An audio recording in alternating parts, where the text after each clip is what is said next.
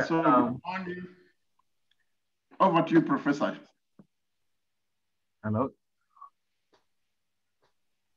Kamba, you saying something? Yes, please.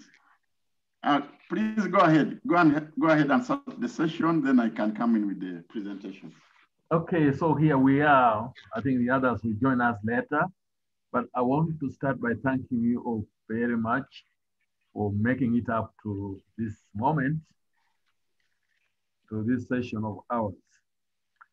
I know you're familiar with the session title, so I will not go over that, but the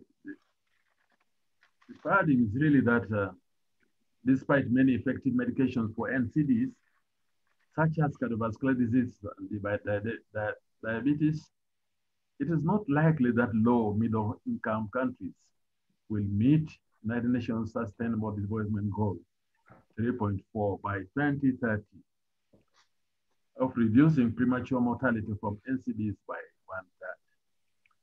So with the critical shortage of healthcare workers, interprofessional collaboration within the health sector is critical. We know that.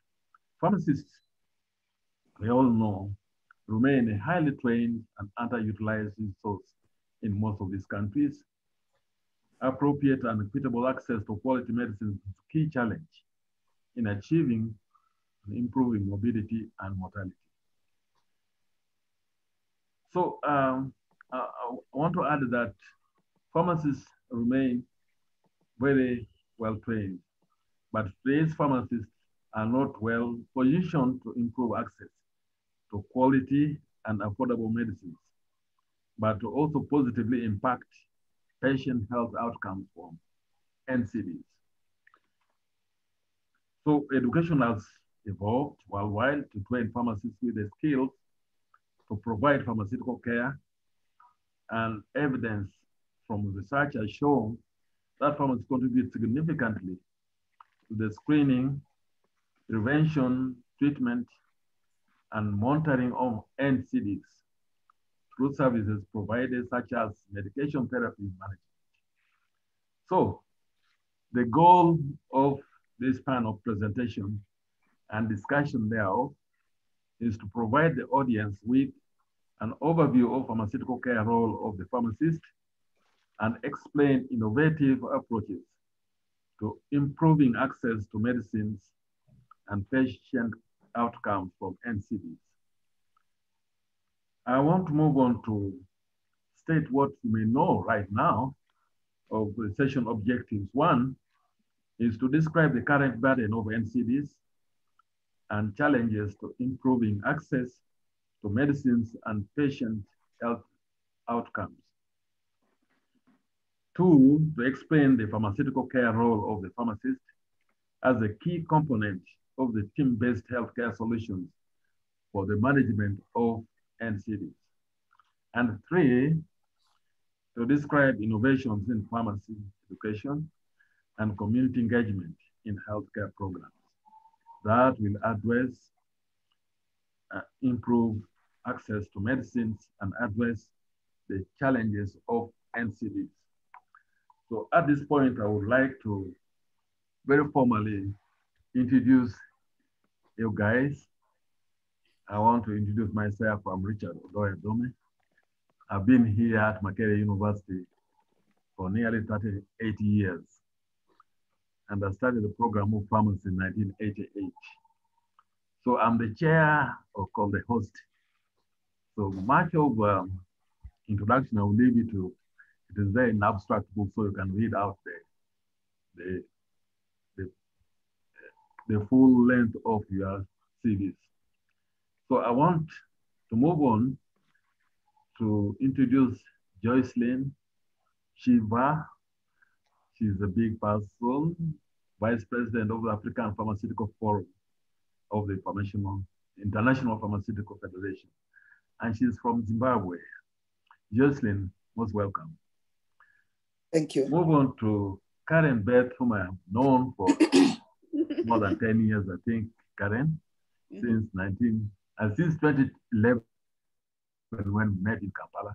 And she's a professor of pharmacy practice Binghamton University School of Pharmacy and Pharmaceutical Sciences, New York, USA. Welcome, Karen. The next person is Dr. Susie Crowe. I've also met her maybe 1 or 2 times, definitely in Eldoret, and she has been coming to Barara as well. Susie is Director of Experiential Education at East Tennessee State University and an alumni of the Global Health Residency with Purdue, Kenya partnership with Moi Teaching and Referral Hospital. The next person is Imran Kayanji. I think I met Imran also in Eldoret, a pharmacist at Moi Teaching and Referral Hospital, Eldoret, Kenya. Then I move on to Tina. Tina Tran is an alumni of the Global Health Residency, Purdue, Kenya partnership with Moi Teaching and Referral Hospital, and Fogarty Fellow, Philadelphia, USA. Tina must tell you that I was in Philadelphia 2006, 2008 doing medical fellowship program. And James, yes, thank you. James Akiroga Amisi is MD-CHB, the odd person here, but we welcome you very much, James. And James is a family medicine physician and lecturer at Moi University School of Medicine, Department of Department of Family Medicine. Sorry about that, pharmacy is my thing. Now, it is also bridging income generation through provision of incentives for care and that thing you call big picture, I think you call it big peak program, Eldoret, Kenya. We want to hear about that. And finally, Opio, Honorable Dr. Samuel Opio. Opio, are you around? Yeah, I'm around. Sorry, I'm trying to connect through my video, but it's having some challenges, but I'm in. Oh, you're welcome. Yeah. Welcome. We talked yesterday and I was worried you would not be around. Opio is the long-term secretary of Pharmaceutical Society of Uganda and currently is a member of parliament. I knew Opio was going to come to that and is the guru of policies. Now he has come into the real thing as policy making and advocacy. And finally, not finally, really, Dr. Kamba is current head of Department of Pharmacy at Makerere University. Kamba received his B.Pharm from Makerere University, and he got his PhD from Michigan State University, USA. And his passion is cellular and molecular biology. And finally, we have our own, she's my daughter, is Winnie Nambatia. I think she's somewhere in the background. She's coordinating us. So guys, you're very most welcome. That's the introduction, but now I want to call upon Kamba to take us through his presentation at NCDs, upgrade or NCDs in Uganda. But before he does that, I want just to warn ourselves that we have just about 1.5 hours. Exactly 90 minutes, just like the football match I was watching last night. I think most of them are 90 minutes. So ours also 90 minutes. Each person will be allotted, when you're asked to speak, I think 6.5 minutes, and then we leave the rest of the time for our discussion. So, okay, Dr. Kamba, please come in with your presentation. I can see you already have something on the screen. Okay, thank you so much, Professor Doi and all colleagues and panelists. This presentation is just a prelude to the main panel discussion, and it's to give an overview of non-communicable diseases. Kamba, can you talk a little loudly, more loudly than that? Okay, thank you. Let me try. Okay. Yeah, so this is just to give sort of a prelude to the main discussion, and I will take you through the overview of the burden of NCDs, both globally and locally in Uganda. I should do this in about 3 to 4 minutes. Basically, that's the outline of the presentation. So, as we may be aware, NCDs are those diseases that are not passed from one person to another, and they are typically chronic and of genetic, physiological, environmental, or behavioral etiology. There are about 5 broad groups: cardiovascular diseases, diabetes, cancers, chronic lung diseases, and mental health. Now, globally, NCDs are the biggest killers of human beings. About 71% of the 57 million global deaths are accounted for by NCDs. And what is shown on the right, it shows the contribution of each major group of NCD global death. Cardiovascular disease, obviously, and cancers stand top there. Now, of all the deaths due to NCDs, about 80% are actually in low and middle income countries. Now, Uganda, but NCDs are rising in Uganda. As you can see here, raised blood pressure, the prevalence of raised blood pressure is about 20%. So there's a high burden of actually heart disease. The prevalence of raised blood glucose is about 3%. And all other indicators of NCDs are actually fairly high or on the rise. Now, in terms of mortality, 33% of all deaths in Uganda are accounted for by non-communicable diseases. So it is a big problem, although slightly lower than the overall burden in low and middle income countries. It is still high, and basically it is bogged down by the high mortality from infectious disease. So, what are the actions, healthcare actions against NCDs? Of course, some NCDs like cervical cancer or pharyngeal cancer, which have a viral etiology, there is now a vaccine, but most importantly, education and regulation, among other things, are critical to the prevention of NCDs. As you may be aware, a lot of these are actually difficult to implement. Most patients almost always end up under the care of healthcare workers. In that instance, you need timely detection, effective treatment, and occasionally palliative care. There are some challenges though. As we are aware, NCDs typically coexist with one NCD exists with other NCDs, and typically they exist with infectious diseases. That makes treatments complex. Also, it happens that some of the treatments for NCDs have low therapeutic index. So there's a very narrow margin of error. It predisposes to drug interactions, toxicity, and introduces adherence problems, among others. The other major challenge is because they are chronic, they often need chronic treatment, which again brings in the element of high cost and adherence. And of course, some of the diagnostics are also complex and costly. So what can we do as pharmacists? Of course, by virtue of our training, pharmacists work with and for the patient to optimize outcomes of care, the new phenomenon called pharmaceutical care.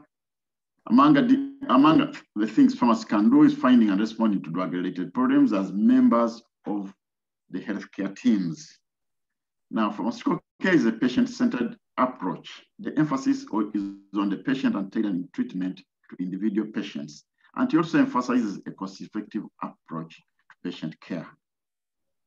Okay, so that was the appetizer to the panel discussion. We have already done introduction of panelists, and Professor Odoy has already gone through the ground rules, especially the time allowed for each panel discussant. Over to you, Professor Odoy. Thank you so much. Thank you very much, Dr. Kamba, for your introduction, for your NCD. Now I know something about it, position in Uganda. And this, I think, our our neighbors, Kenya, Eldoret, I think probably you're seeing the same thing there, like in Uganda. Maybe the different thing from the one in USA. Well, let me now move on to the second speaker, and that is no one other than Vice President Shiva. So Joycelyn, you are representing the African Pharmaceutical Forum within FIP. Yes. I would like to ask you to describe the mission of FIP and explain how the pharmaceutical care role of the pharmacist is different from that of the dispenser role. Related to that, I would want to ask you what initiatives FIP is involved in to help improve patient outcomes from NCDs. So Joycelyn, there you are. Thank you. Good morning. Thank you for the invite so that we can share our perspective as pharmacists and from the regional and international level in terms of NCDs. First of all, I think the introduction was quite clear on what NCDs are and what is the objective in managing and preventing NCDs. So FIP, from the perspective of FIP, in 2018, FIP came up with a program whereby you are saying pharmacists through international organizations, our objective is to improve access to pharmaceutical care services. We know that pharmacists are very accessible. From where I come from, someone can just walk into a pharmacy and they can get the help they want, be it for treatment, be it about their medication, or even prevention. It's because pharmacists are accessible and there are so many pharmacists around the world and they are being underutilized. So FIP, in 2018, there was the Astana Declaration on a primary health care, which highlights the need for greater investment in disease prevention towards sustainable or sustainability of health systems and the achievement of universal health coverage. This is particularly important in relation to NCDs, which are to a great extent are associated with preventable risk factors, because we always say prevention is cheaper than cure and it's more effective because treatment becomes even more very expensive. And when we have NCDs, it's a lifelong treatment, it's expensive, and in most of our countries, it comes from the pocket. There's no medical insurance. So it is very critical for people to have a preventive systems in place. So the results of this program will provide evidence of the crucial role of pharmacists in reducing global burden of NCDs. And as a FIP and through our associations and the African Pharmaceutical Forum, we're encouraging our associations and to actually engage with educators so that the pharmacist becomes also more confident about their role. And then we don't just spend a lot of our time just on giving out the medicines, which then become useless in the end because the patient doesn't know how to use them. Sometimes we spend a lot of time sourcing the medications, and then at the end of the day, it is not of any use at all. So pharmacists should also become more confident and make use of their knowledge. The product is there, but when it's not used properly, then it becomes a waste of resources. And these are very scarce resources we're talking about. So as pharmacists, we're encouraging that as associations, we should link or work together with our governments, which are the policymakers. We should work together with the regulators. We should work together with the schools of pharmacy and the professionals themselves, so that at the end of the day, we actually have better outcomes to help the patients and make sure that the medicines, which we are taking so much time to develop and so on, become effective.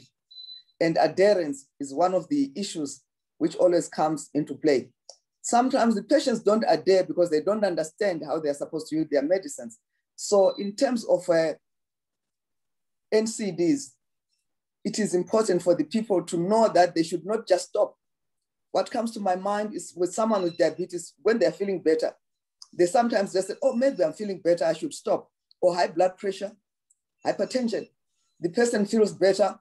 And from where I come from, we always say hypertension is a silent killer.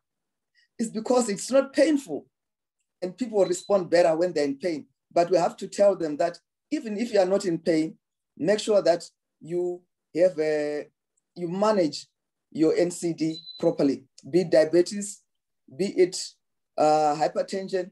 With cancer, sometimes it's not painful, but when it's painful, they sometimes just focus on just the pain management and not deal with the other medication. So pharmacists have a very crucial role to play to ensure that medicines are properly used. And as FIP and African Pharmaceutical Forum, we are talking to our associations so that some of these things are embedded into our education, and even as continuous professional development, we ensure that our pharmacists, they know that they continue counseling with the patient, and new things are coming up. There's a lot of innovation which has also been coming up, which we should embrace as pharmacists to ensure that patients get the best out of our very valuable services as pharmacists. So it is very important for pharmacists to work together, also with other healthcare professionals. What comes to mind, excuse me, is when we are managing something like diabetes, a patient is being seen by their physician. But for continuous management, there's need for that interprofessional collaboration to ensure that the patient gets the proper prescription, the pharmacist helps with the management and monitoring together with the prescriber, and also together with the patient themselves. We should never leave the patient outside the circle of all this. They should be part and parcel of the management of their own systems. So pharmacists have a very critical role to play. And that, when we talk about collaboration from everyone, in the supply chain, the prescriber, the dispenser, not just ending with dispensing, but ensure that what you have dispensed is properly used. As pharmacists, we have a big role to play if we're going to achieve universal health coverage as per our SDGs. Thank you. Wow, thank you so much, Joycelyn. That's why you're president, you're vice president of FIP. Last time I was with FIP, we used to talk about 8-star pharmacy, 6-star pharmacy. I don't know whether we're now 15-star pharmacy. You're definitely 15-star pharmacist. We try. I like that one, pharmacists having confidence and to play his or her role. I think that's what we lack in terms of pharmaceutical care in Uganda. So now I want to move on to Professor Bohan. As I said, I met her 2011. That's when we started talking to each other. And since that time, I've known her as Karen Beth, if you don't mind saying, she's a go-getter. And she will get anything she wants. So, but I want to ask you, Karen, I know you've been with us for that long time. You've been collaborating with our department for the last 9 years, in fact, 11 years, to build capacity from pharmaceutical care, skills training. I remember we took about 3 people to USA and they have disappointed us, but we're logging on. What educational innovations have been enacted to equip pharmacy students with the necessary skills to improve NCD? Up to you, Karen. Yes, thank you so much. I'm very pleased to be here today. Greetings from Binghamton University in New York, where it is currently 2 a.m. or 2:30 a.m. on this side. Anyway, as Professor Adori mentioned, I've been bringing pharmacy students from America to work with pharmacy students in Uganda for a number of years. and realized that although our curriculums are very similar, the practice of applying those skills, the pharmaceutical skills, the kind of things that Joycelyn mentioned that are needed to make improvements in patient healthcare, that was weaker in the curriculum. And so the professor and I realized that I could help with that. And in 2014, I got a Fulbright specialist grant to come to Uganda to do a needs assessment to figure out what the curriculum needed to have built, and then also then to come back several times to help them build a pharmaceutical care skills lab. And so this training equips the pharmacy students at Makerere to have those skills needed to interact with the patient and to work with the healthcare providers and the medical team to see better patient outcomes. Some of the things that we teach are how to systematically evaluate a patient's symptoms or complaints, how to talk to a patient appropriately, how to figure out if the result is because of lack of adherence, not able to afford the cost because the clinic ran out of the medication and they can't afford the medicine at the pharmacy. Maybe they like traditional medicines better than Western medicines, and so they don't take their medication. So we teach them about that. We teach them how to evaluate laboratory tests to monitor drug therapy, to make sure the patients are getting the outcomes desired. So for example, for high blood pressure, we teach them how to take blood pressure so they can monitor patients, or with diabetes, do finger sticks to see what the blood sugar is, or drug therapy management if you need to monitor lab tests for the drug therapy. We also teach how to evaluate a patient's medication profile on their medical chart to figure out what's going on with them right now, and are they on safe and effective drug therapy? And if not, identify any kind of drug therapy problems. And then we teach them evidence-based medicine and how to use medical and drug resources to solve those problems. And then we bring those to the clinical practitioners, the physicians, and the other people we're working with. I'll give you an example of a time that I was at the hospital working with the medical team with the pharmacy students. And we saw a patient who was on 3 different blood pressure medicines, but their blood pressure hadn't come down at all from when they were admitted to the hospital. So the students used their skills of talking to the patient and evaluating their complaints, and found out that the second drug was ordered even before the first drug had been given, because the first drug was ordered after the pharmacy closed on the day of admission. The third drug was ordered after only 1 dose of the first drug. So basically the patient hadn't even responded to the drug therapy when the new drugs were being added.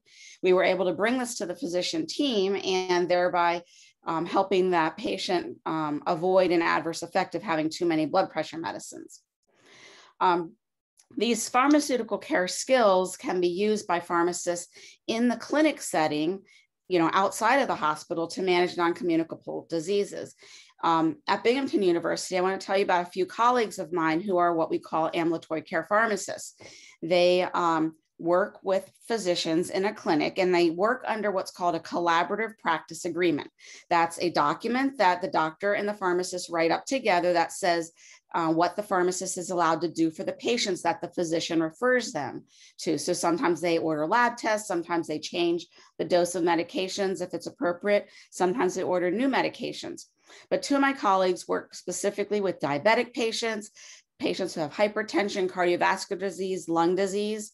Another colleague works with pain management, so helping patients get the most from their pain medicine. And another one is a psychiatric pharmacist who works with mental health patients that are referred to him because they are either non-adherent, having side effects from medicines, or they're just not responding appropriately. Pharmacists are able to spend a lot more time with the patient using these pharmaceutical care skills to get to the nitty-gritty problems behind the drug therapy, and then make recommendations back to the provider about how to manage those. Together, we can all help improve the patient care outcomes when we all use our own specialized skills and work with a medical team. Thank you. I'll pass it on to the next person on our panel. Thank you. Karen, just to the time, thank you very much for keeping that time. Now, I would like to straight away go to Dr. Crowe, Susie, as I said, I met you in Eldoret. And I know you spent there 3 years working with the Purdue University Kenya partnership at Moi. Sure. Please. Thank you very much for the introduction. So I'll go ahead and get started. And thanks also for the opportunity to speak today. So what I wanted to talk about is a little about my experience working within the clinical pharmacy training programs from 2012 to 2016 in Eldoret, Kenya, through the Purdue Kenya Partnership and also the Empath Consortium.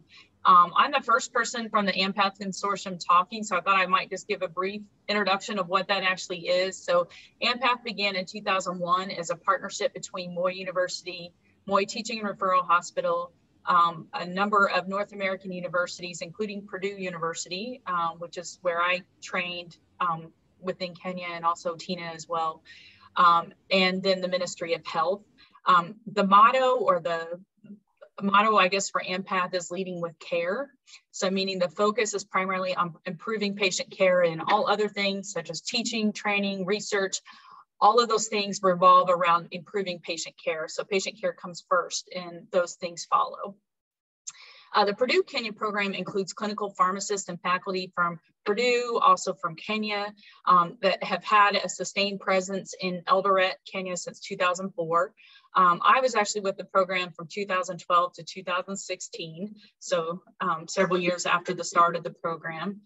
My goals, and you'll hear from Dr. Tran here in just a minute, my goals were very different than hers. So we had very different focuses, but both working within the same program.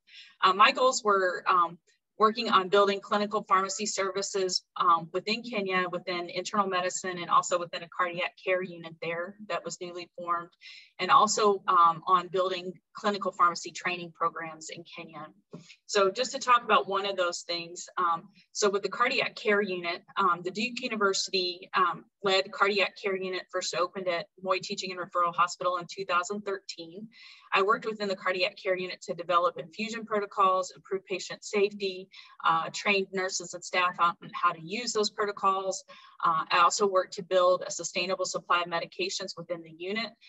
Worked with Dr. Manji, who's on this call, together to work on that.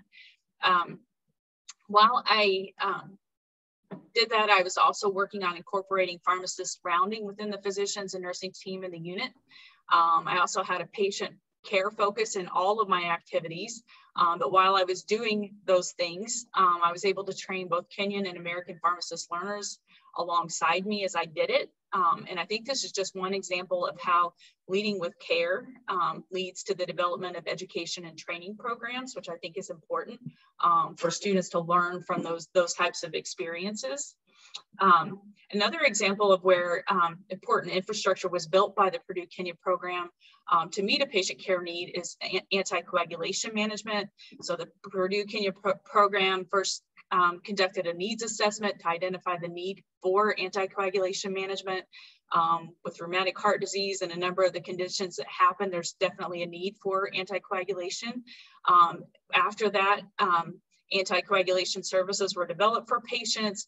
And then the anticoagulation clinic was the outcomes of patients and the benefit of the clinic was reviewed and showed to be very similar in outcomes for patients to programs that exist and have existed for a while in the United States. So it had great benefits for the program.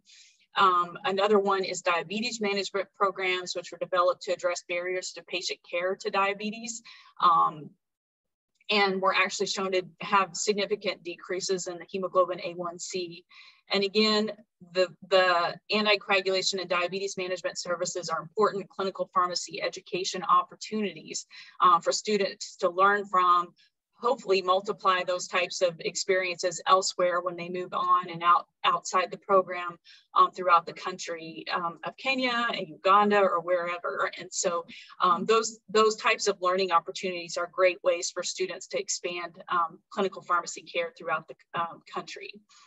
Just a quick summary of the clinical pharmacy education and training programs in Eldoret. So there's a Kenyan pharmacy internship program where students come and spend 6 months worth of internship. Over the years, I believe since 2008, there have been at least 80 interns, and I'm sure more than that even, that have trained during those 6-month internships. There's a year-long pharmacy residency program that started in 2011. I was a resident actually in 2012 and stayed on afterwards. So there were Kenyan and American pharmacists learning alongside each other. There's a postgraduate diploma program that began in 2016, and then a master's of pharmacy and clinical pharmacy, which is a 3-year training program that began in 2017 at Moi University. My role was primarily providing foundational clinical knowledge, giving students plenty of opportunities to practice, which I think is key, not just learning in a classroom, but actually getting out there in the real world and getting to practice those skills, and providing lots of feedback to improve their clinical skills throughout. On many of these experiences, the Kenyan learners were learning alongside American learners. And I will say, while America prides itself on the pharmacy education and PharmD education and the clinical education that students get in the United States, our Kenyan pharmacist interns were actually shown to provide more volume of clinically significant interventions over time for NCDs and otherwise than the American learners. And so I think that's important too, when given the opportunity and given the clinical skills and the opportunity to practice them. Our Kenyan pharmacist learners were making a significant impact on clinical pharmacy in the healthcare system. So I just want to end with saying, without a doubt, it's been mentioned by other people speaking on here already, but the healthcare systems in Kenya and Uganda, where I practice, have faced many challenges: shortages of healthcare workers, supplies, drugs. Pharmacists are often faced with the dilemma of stockouts and medications, and pharmacists with a clinical skill set are able to take that patient's diagnosis, make a recommendation that's equally effective, for an in-stock medication, for example, ensure patients receive continual care, which is very critical within the healthcare system. And then finally, within the American healthcare system, clinical pharmacy has been proven to improve health outcomes. I believe pharmacists in sub-Saharan Africa, in my opinion, are underutilized, and it sounds like dependent of other people on this panel as well, but they have potential to play an even greater role within the healthcare systems in sub-Saharan African countries where non-communicable diseases and communicable diseases are prevalent, and the prevalence is growing. So with that, I will end. Great. You know, Susie, it's so inspiring to hear you talk about this thing. And especially when I know that you're also you're sharing your skills with Sister University and Baraya University. I'm Yes. sure one time or another you come to Makerere as well. But I'm just happy that you're in Barara. Yeah. I would love to. Thank you. Entering our human resource. Thank you very much, Susie. Now I want to move to Dr. Manji. Dr. Manji. Yes, I'm here. Yes, I know you're the principal pharmacist at Moi Teaching Referral Hospital. I've been there, met. I want you to please describe the program, the big pic. No, not the big pic, but tell us about the clinical pharmacy unit. It's also known as Center of Excellence for the clinical pharmacy at the hospital, as well as that revolving fund, the revolving fund pharmacy program you and your pharmacists are involved in. And that is improving patient outcomes from NCDs. The revolving fund, what is it? I'm just so eager to hear that. Manji, take over from there. Thank you very much. I think Susie has covered a lot as far as the MTRH, the Purdue-Kenya Partnership Program is concerned.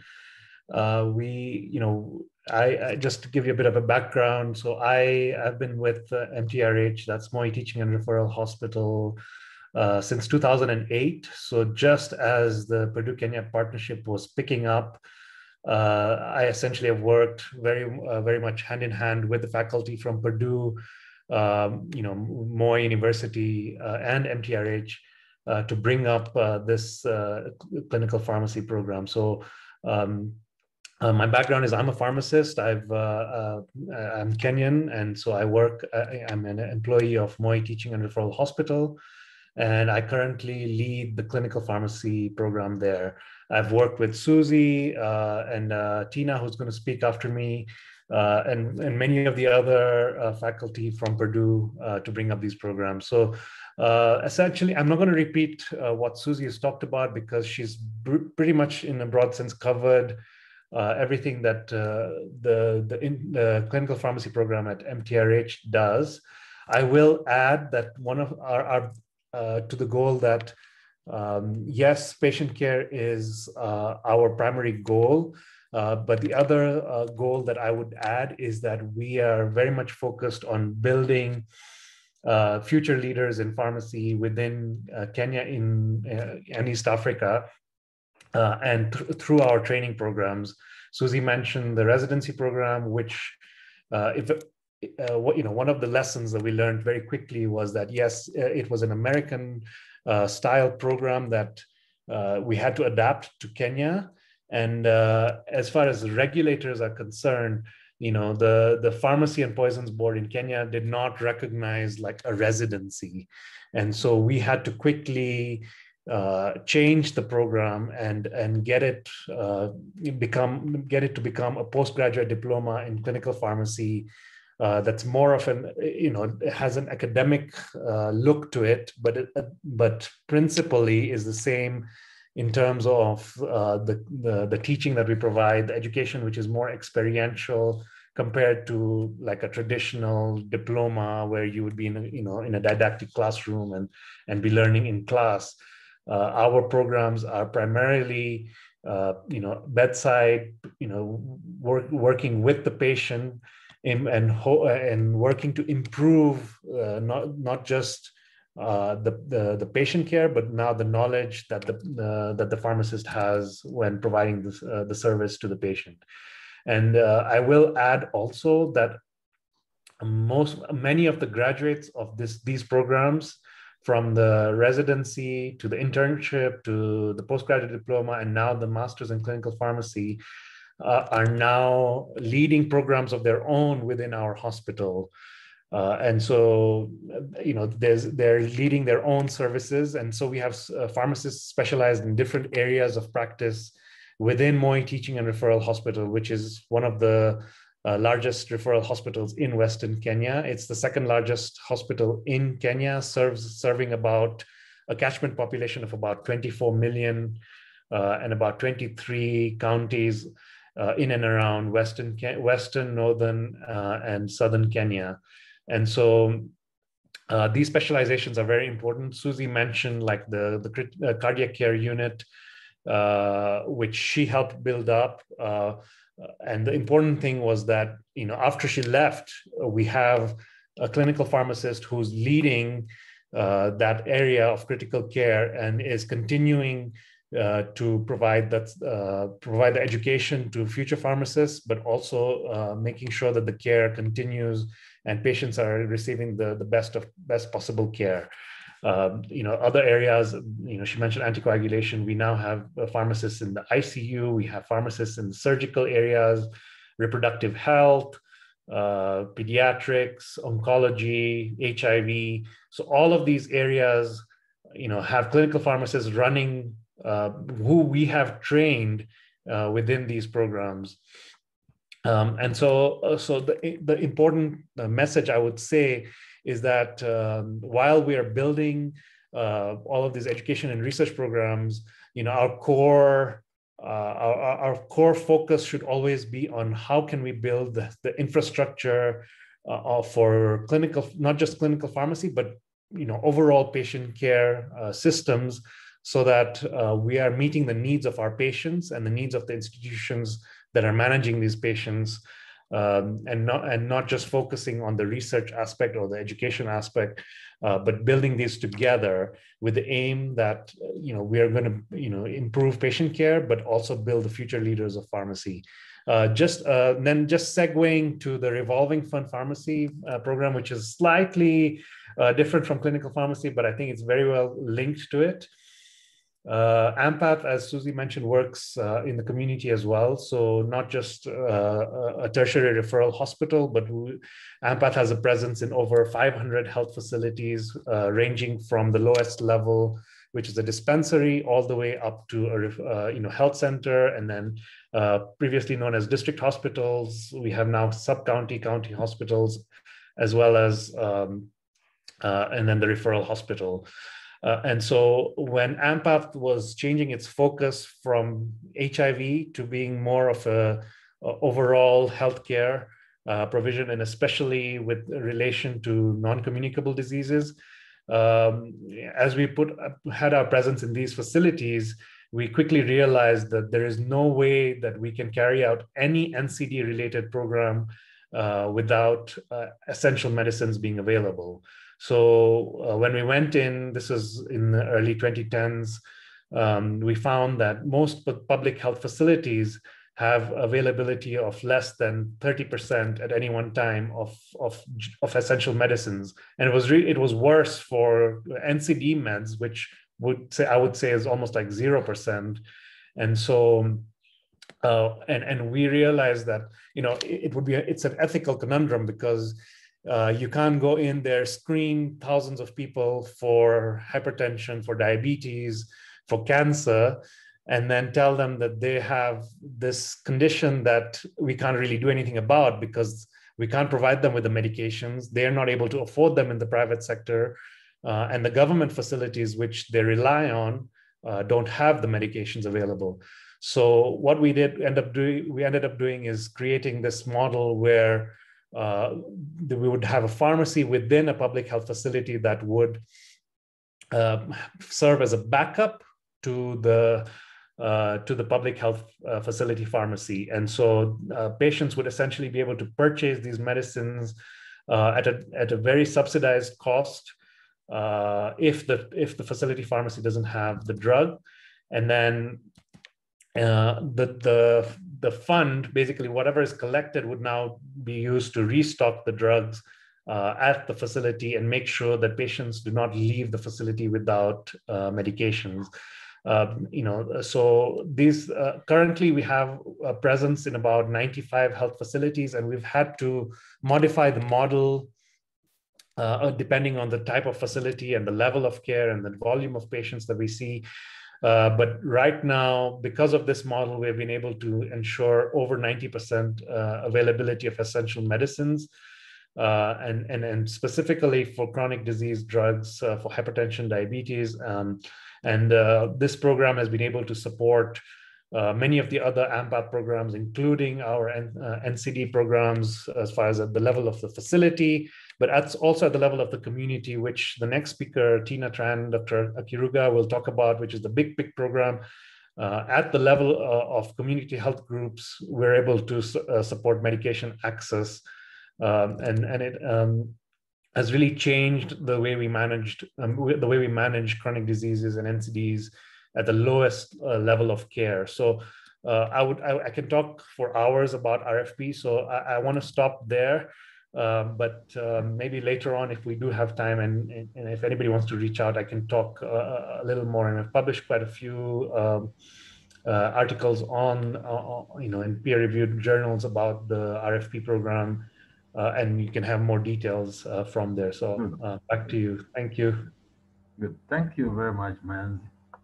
And what you're doing is really excellent, because quite often we simply go to classroom and academic. But now you're looking at building future generation leadership. And I like very much that thing you talk about, negotiating politics of recognition. That's excellent. Thank you very much, Manji. Thank you. Now, I want to move on very quickly to Dr. Misi and Dr. Tran.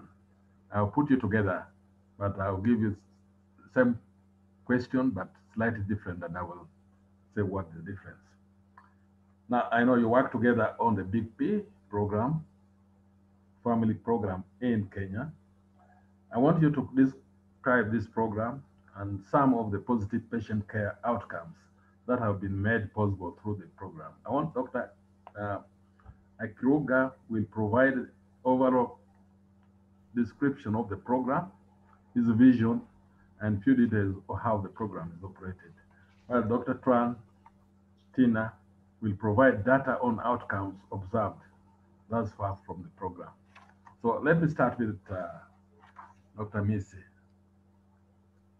Take it on. Thank you very much, Chair, Dr. Richard Adome. I am privileged to speak about the program and to have worked with Tina and many others behind the scenes whose names are not mentioned, but we are basically going to talk about what me and Tina and others have worked on. So I'm going to provide a description of the overall program, the vision and how the program is operated. So thank you very much, Chair, for the chance. So bridging, BIG stands for Bridging Income Generation with Group Integrated Care. And I co-lead this program with Tina Tran, who is a pharmacist. We work synergistically and we have worked very well on the program since we began. The program is built on the principle that addressing health and wealth needs of our population in one package can lead to a powerful and synergistic impacts.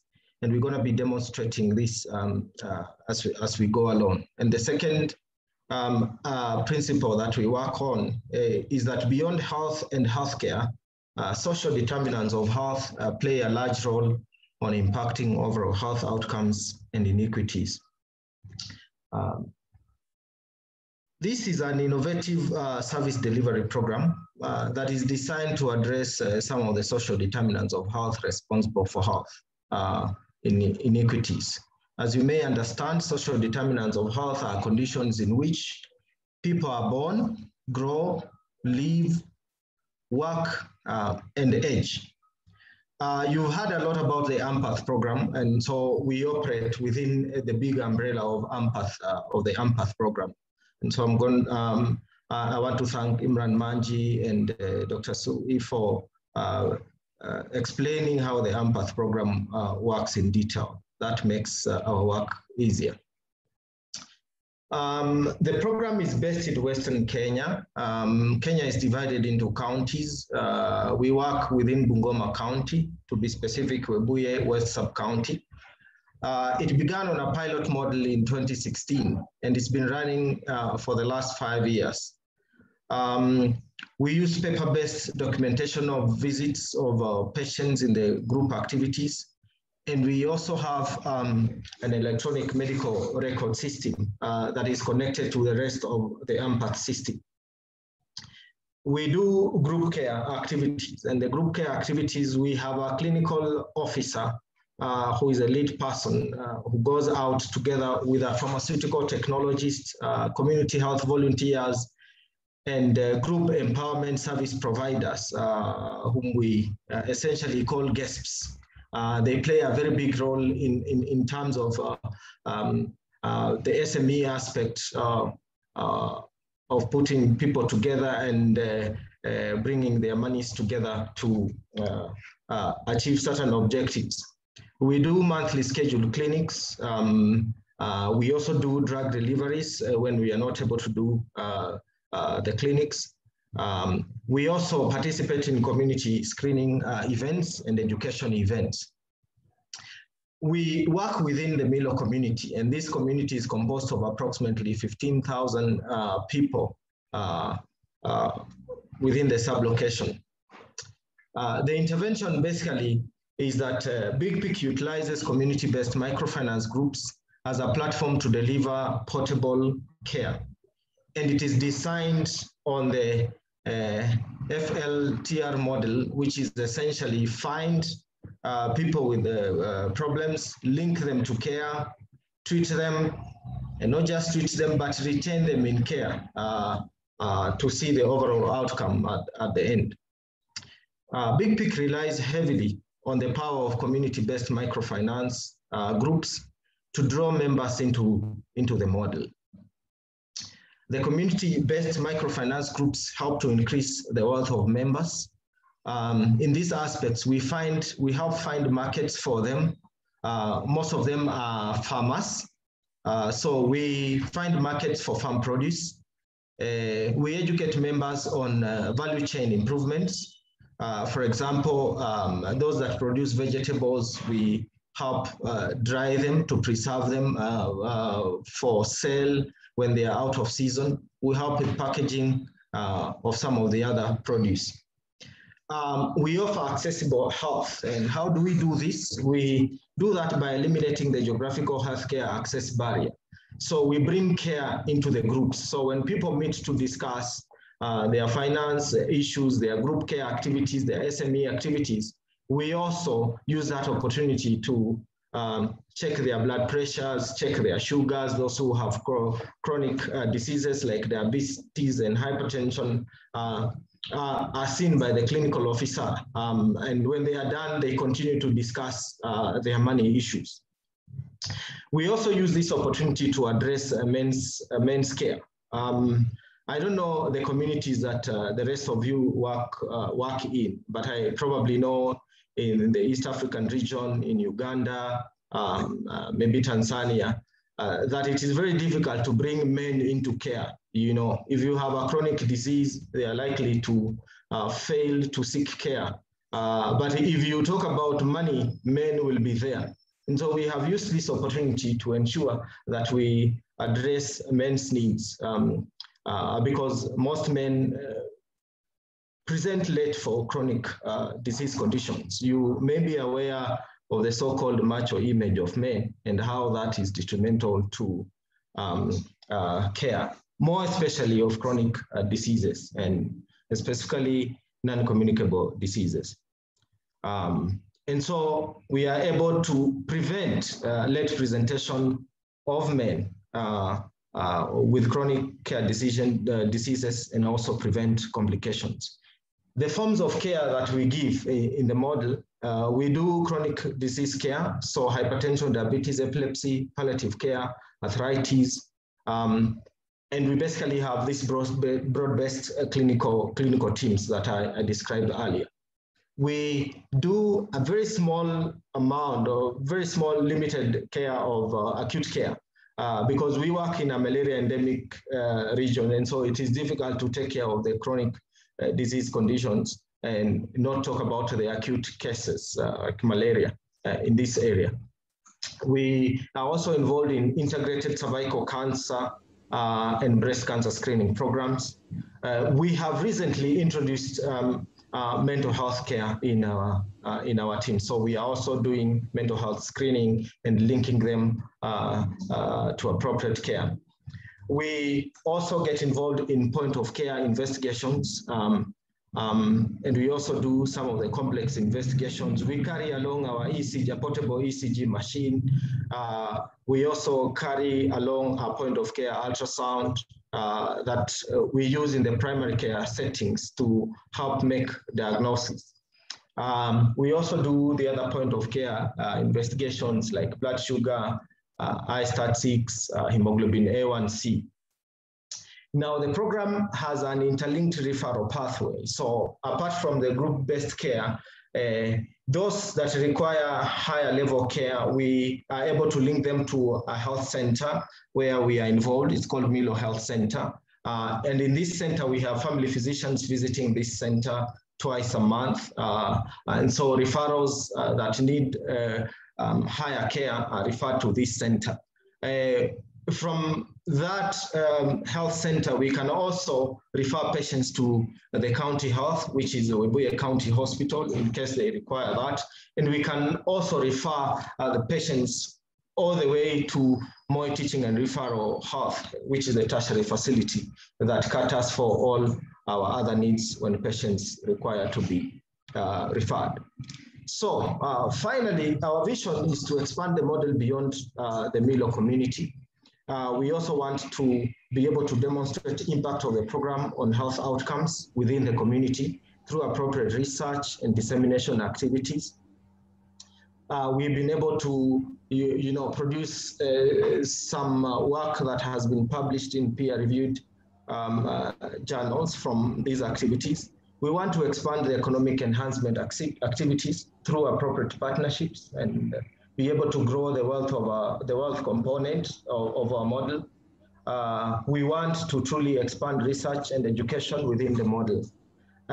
We also would like to partner with collaborators to expand care to the rest of the region. Maybe I can now welcome my colleague Tina to take you through some of the data obtained within the group that we have analyzed. Thank you very much. Again, Tina. Thank you, James. You really, I didn't know that it was so versatile like that, from social determinants to, making population care for themselves. That ownership is very, very important. But let me quickly, we still have some time, but I want time there for discussion, like some of the things you're saying, which I need you to expand, which I want to reserve some 20 minutes or so on our time to do that. But let me turn to now Dr. Tran. Like James said, give us some data on the outcomes observed. That's from the program. Thank you. Thank you, Professor Odome. Thank you, Dr. Amisi, for the opportunity. So I will, I think, very quickly demonstrate some of the findings that we have been able to put together so far, and then leave some time for discussions, questions, and things like that from the audience. So as you already heard from Dr. Imran Manji about some of the work that's going on within the academic model, providing access to healthcare at Moy University, and also with the Revolving Fund Pharmacy, providing pharmaceutical care within the health facilities. And so our goal, and some of the work that Dr. Amisi described, is really to take that pharmaceutical care outside of the health facilities into the community so that the patients can get access to them in an easier fashion. The other thing that I think Professor Kamba mentioned earlier is there's this issue of affordability, there's this issue of financial constraints preventing patients from purchasing medications. And so our program really operate on the fact that we need to be thinking about how patients will afford medications. And one of the ways we do that is through our microfinance model. And so allow me to share some data on our microfinance outcomes so far. So up to date, within our catchment area of about 15,000 members or so, we've been able to form 178 microfinance groups with about 3,862 guichet or microfinance members. And so altogether, all of these groups and group members have been able to save up to an equivalent amount of about $80,000 in total. And so as you can imagine, all of this pool of money can be used and can be circulated so that patients can take out a low interest loan to take care of their care needs, to take care of, potentially thinking about enrolling in health insurance so that they can get, medications and they can take care of their, their other care needs without having to pay for that user fee or upfront cost. That amount of money can also be used for their social and other household needs. We have been able to show that our linkage rate and our retention rate is about 54.3% for linkage, and retention is about 56.5%. And so compared to historical data, that is about twofold increase. Basically, in the past, we've seen linkage and retention within at the facility it's about 30% or so. And so we're very encouraged that we've been able to show that this microfinance models and patients who participate in the microfinance platform, number one, have better disease management outcomes. And number two, we've also been able to show that these patients are able to link and enroll into health insurance at a higher rate than other patients. I'll talk a little bit about, one of the newer program that we've recently piloted, which is a community-based medication delivery program. And so basically, Imran, Dr. Manji talked about, creating the supply chain system, but how do we know that even with these pharmacies and this big pick model in place, that patients are actually, getting medications in their hands and taking them. And so patients were still complaining about, difficulty accessing the healthcare facilities, accessing the revolving fund pharmacies. And so what we've decided to do is to overcome that barrier. We created a pilot program just to show acceptability and feasibility, whereby we basically package, based on patients' requests and based on review of our clinical officer, we basically package medications in brown bags at the pharmacy and then deliver them to patients to their home or at a convenient location in the community. And so far, we've been able to show that this medication delivery method improves medication adherence and also has improvement in blood pressure reduction as well. So we've only tried this in the hypertension patient population, and we're hoping that in the future we'll be able to expand that to the diabetes patient population as well. So I think I'll stop there. Thank you for your attention. Thank you very much. Thank you very much, Tina. Great stuff you're doing there, like giving evidence and everything. I mean, you match intervention with evidence, and what more can be done? Thank you very much. Now, thank you. Finally, I would like to call upon my own son. I call him a son if he doesn't mind. Honorable Pio. Thank you so much. Member of Parliament, and he has been on these policy issues even before he became Member of Parliament. I mean, just recently became Member of Parliament, but I think he was doing much more than other members of Parliament were there before. So, Honorable Pio, what type of policy regulations changes are needed to fully realize patient outcome benefits from the widespread implementation of pharmaceutical care? Honorable, take it up. Thank you so much, Professor. I do apologize. I'm having a technical glitch with my video, but nevertheless, I'll continue to proceed with the audio. I've been Secretary of the Pharmaceutical Society of Uganda for more than 10 years. And during these 10 years, we've had a lot of strong engagements with Professor Odoi, Professor Karen Beth on advancing pharmaceutical care in this country, Uganda, and a lot has been done. And in all our efforts, I came to learn that as much as we are working so hard on individual efforts, it is very important to have these efforts institutionalized. And that brings out the strong emphasis for the need for legislation, policies, regulations, and guidelines to be able to support pharmaceutical care. When we look at the current environment, increasing NCDs, meaning increasing demand for services, but also in an environment of substandard medicines, falsified medicines, so issues of drug efficacy, but most importantly, comorbidities, which is emerging to create not just treatment complexities, but treatment dilemmas. If you look at currently the situation with this pandemic, we are having treatment dilemmas. A patient with diabetes, hypertension, cancer, HIV/AIDS, and infected with COVID on an ICU, on a ventilator, and need to ensure that the medication management is addressed. Definitely it becomes a dilemma, not just a complexity. But we're also seeing emergency uses of medicines coming in, medicines with incomplete data, leaving a big pharmaceutical gap.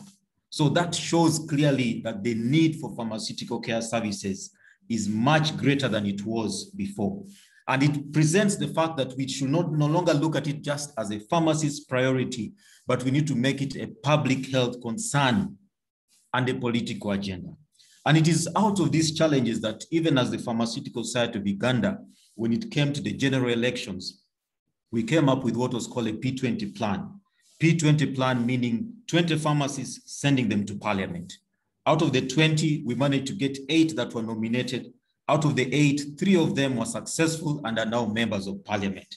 That's one big achievement that we've been able. And I believe this will help us to put the pharmacist agenda, the pharmaceutical agenda on the political space, in the public health arena itself. So it is very, very critical that not just bottom level interventions, but also top level approaches are required.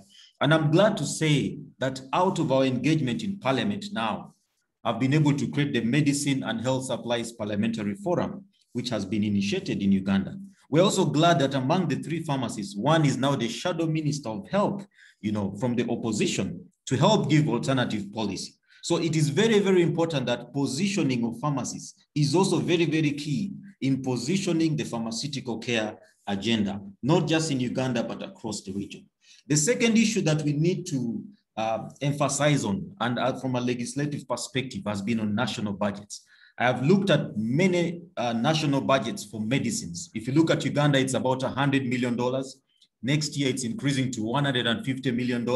But whenever you look at these budgets, there are only 2 cost centers. The first is the medicine, and then the second is the distribution costs or the handling costs. And the assumption is that access is completed when the medicine is received. We need to change the budgeting norms. If we can have 7% of our budget allocated for distribution, why not another 7% for pharmaceutical care? I've always said you cannot procure 1,000 laboratory instruments and think that the 2 lab technologists in the country will be the ones to run them.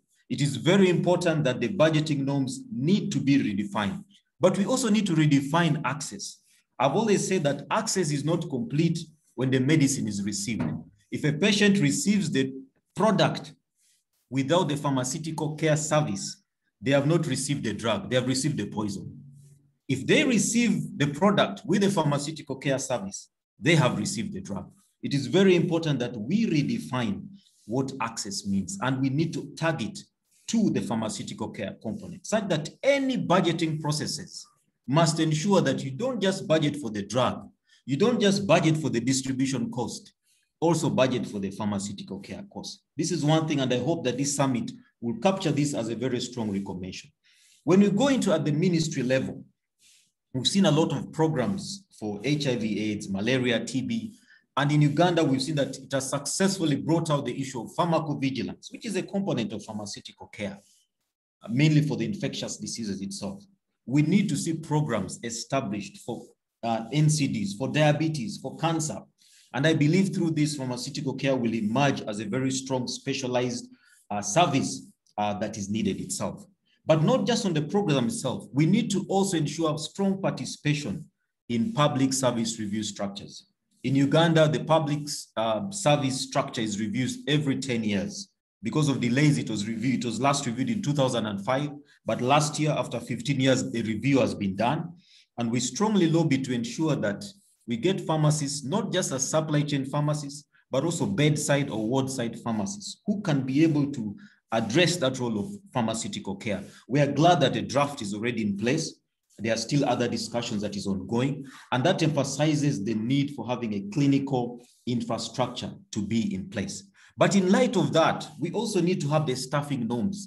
How many clinical pharmacists do we need for every 10 beds, every 50 beds? How many clinical pharmacists do we need for example, 10, where there are 10 medical doctors? How many clinical pharmacists are needed? These staffing norms are needed. We need to have staffing norms. The advantage with staffing norms is they go beyond just the structure. They have a lifespan. They have a higher longevity that even when it is not implemented in the structure, the norms continue to exist, and when budgets are available, then implementation can occur. So we've been able to push that strongly. We were also able to push for at least 3 scholarships for clinical pharmacists every year. And now for the last 3 years, that has been achieved. Now we are pushing and saying, look, government, you've sponsored 3 pharmacists every year for the last 3 years. Now, where are they going to practice? You need to absorb them. You need to provide for them within the organization structure. So it is very important that at ministry level, the interventions of staffing norms, emphasizing the need for them for specialized pharmacists to be supported through the scholarships, but also the clinical infrastructure for the human resource itself. Then we go at the lower level at regulatory. We've seen over the last 5 years, pharmacovigilance has emerged very strongly, not just in Uganda, but in Africa. And it has not just become a voluntary matter. It is now a compliance issue. Each institution with a distributor, with a product, needs to have someone who is responsible for the pharmacovigilance. And this is entry points for pharmaceutical care. So there's also need for deep regulatory engagement to realize that as we continue to think about strengthening medicine safety, pharmaceutical care is one way, because pharmacovigilance is more of a post-mortem. Pharmaceutical care is the aspect of it to prevent that from happening. Then as we move again at the facility level, the practice level, we need to ensure that pharmaceutical care is not just a standard of care for the pharmacists. It should become a facility standard of care. The guidelines should be able to support it, to ensure that we don't just have the clinical pharmacists there. We have them utilized and we have their impacts created and their impact seen. And then lastly, we also need to ensure the education. Yes, a lot has been talked about education. It is important to build capacity because we were faced with a challenge when we tried to structure to see how many clinical pharmacists are needed. We came up with almost about 120.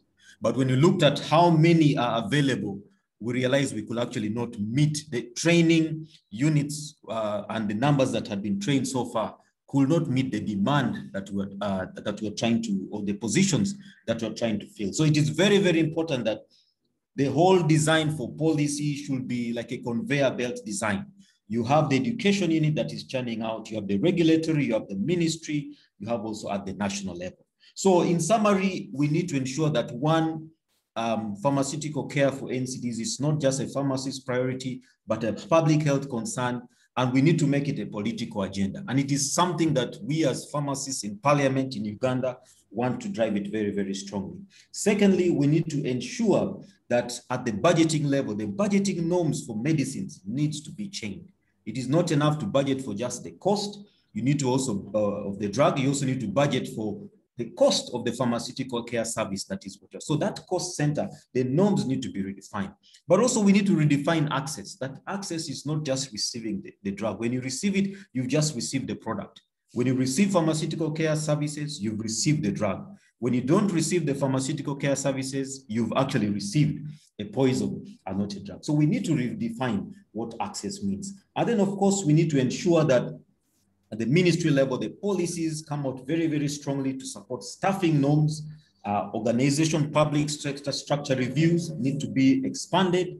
We also need to see more focus to provide training services at policy level, that these are priority health workers for pharmaceutical care services, and they need to be supported along those lines itself. And then lastly, we need to see regulation coming and saying this should not just be voluntary. This is a medicine safety issue. It needs to be an issue of compliance. And the facilities should not just see it as a pharmacy standard of care, but the facility standard of care. Thank you. Yeah, thank you very much, Honorable Pio, and thank you. You're very comprehensive, and yeah, we like it that pharmaceutical Parliament Medical Medicines Forum is an innovation. Then you have also redefined access, and we thank you very much. Now, guys, I want to thank you all for your presentation. Now we have something like 7 minutes to be here, and I want to turn to, before I call Winnie to just greet us, I want to turn to Dr. Kamba to manage the rest of the things. Some tying loose ends that is seeing some very, very some questions which are really burning. 1 or 2 questions to any of the panelists. Kamba? Hello? Dr. Kamba, I'm seeing you. Dr. Kamba? Anyhow, I think maybe I stepped out, but yes, all of you have been very comprehensive, and all your presentations. I just at this moment wonder if there's any of you would like some clarification from any of you. Otherwise, I would like Winnie. Hello, Winnie. Good morning, Professor. Good morning. I'm sorry I didn't introduce you, but I said that you're lagging behind there and you're really managing us very well. I want to thank you for being there, for managing this with Professor Karen Beth. Yeah, you're our really golden thing we have in the department. So can you just say something before we close? Thank you, Professor, for the opportunity to speak to the panelists. And I would like to thank each one of you for the time and dedication you've given to this session. And I'd also like to say thanks to the attendees. And one of the most important attendees I've just seen is Professor Nelson Sawankamba. It's a privilege to have you on our panel. And I hope the summit captures everything that has been discussed. And hopefully we'll have positive outcomes from the discussions. And maybe if any attendee has any questions, they could email them to the panelists. Thank you. And we have some question from Florence Gitinji, and it says, thank you for the presentations. There's a lot of herbal medication coming up. Can this be integrated into pharmaceuticals? Anybody want to take that question? Hello? Joycelyn? Thank you. I was trying to connect. Yes. In fact, when we talk about NCDs and from the African perspective, a lot of people do use herbal medicines, but sometimes we hide our heads in the sand as pharmacists or in allopathic medicine by not acknowledging the presence of these herbal medicines.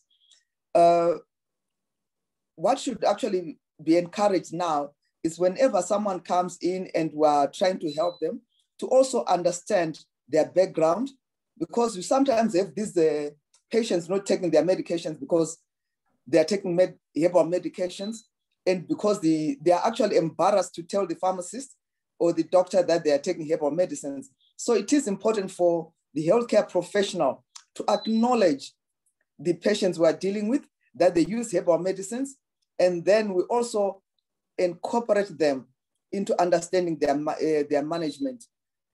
From different countries, I think now people are getting into registration of what we call complementary medicines, and more research should be going into that, so that we also look at even interactions, adverse events from these herbal medicines, so that the patients will actually get the benefit of these products. We have had some of our pharmacy students who have actually done postgraduate diplomas or PhDs in herbal medicines. One of my proteges, one of my young interns, has actually completed his PhD with herbal medicines for diabetes. And they found that there are these herbal medicines which actually work for NCDs. So it's important for us to actually embrace this aspect of a medical care so that our pharmaceutical care becomes complete. Thank you.